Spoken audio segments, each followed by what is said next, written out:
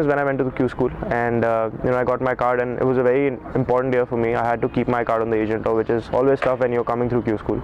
And I had a few good finishes in the beginning, but I had 3 events left in the year, and I had to make over $45,000 to keep my card.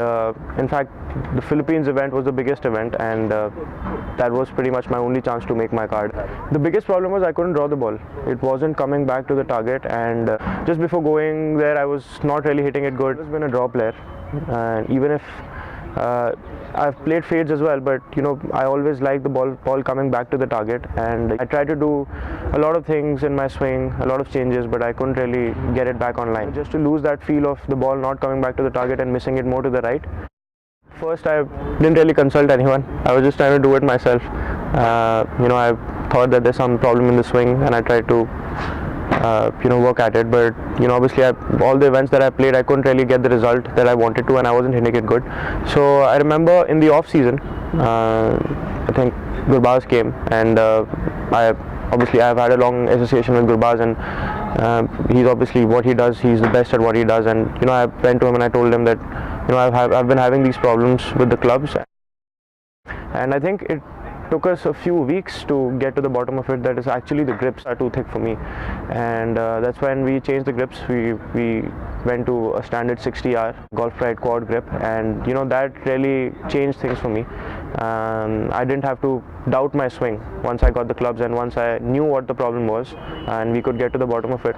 I had my best finish on the Asian Tour that year. It was like the biggest event, my biggest paycheck of my life, and I finished 4th there, and I could keep my card. I shot at 10 under on the last day, and just getting my clubs back in order helped me play really well last year as well. So positive correlation is basically matching your clubs to your swing.